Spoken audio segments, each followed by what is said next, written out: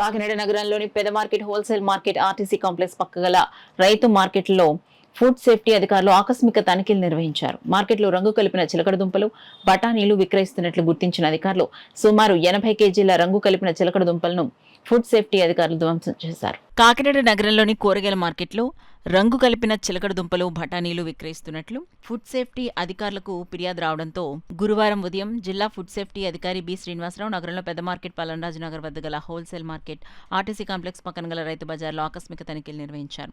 ఈ తనిఖీలో పెద్ద మార్కెట్ వద్ద 70 కేజీల రంగు కలిపిన చిలకడ దుంపలు గుర్తించి వాటిని ధ్వంసం చేశారు.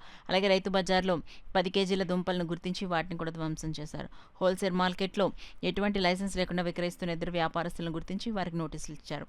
ఈ సందర్భంగా ఫుడ్ సేఫ్టీ అధికారి బి శ్రీనివాసరావు మీడియాతో మాట్లాడుతూ దాడి వివరాలను వెల్లడించారు. ఈరోజు మెయిన్ రోడ్ దగ్గరలో ఉన్నటువంటి మెయిన్ మార్కెట్, బస్టాండ్ వెనకాల ఉన్నటువంటి రైతు బజారు, ఈ తూములు సెంటర్ లో ఉన్నటువంటి హోల్సేల్ వెజిటబుల్, పావురాల తూముల దగ్గర ఉన్నటువంటి హోల్సేల్ వెజిటబుల్ మార్కెట్ ని విజిట్ చేయడం జరిగింది.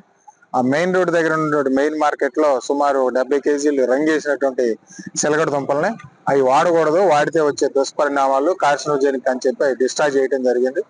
బస్టాండ్ వెనకాల ఉన్నటువంటి షాపులకు కూడా వెళ్ళి ఇన్స్పెక్ట్ చేయడం జరిగింది. ఒకసారి 10 కిలోలు రంగేసిన చిలకడ దుంపలు దొరికినాయి.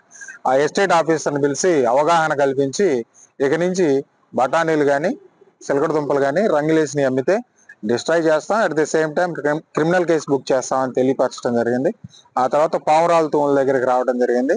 ఇక్కడ హోల్సేల్ వెజిటబుల్ మార్కెట్ ఉంది.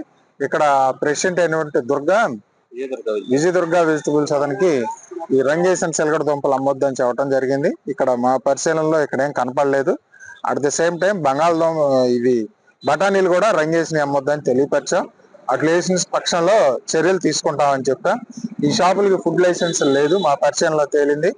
ఇద్దరికి నోటీస్ ఇచ్చాం, ఫుడ్ లైసెన్సులు తీసుకోవాల్సిందిగా తెలియపరిచాం.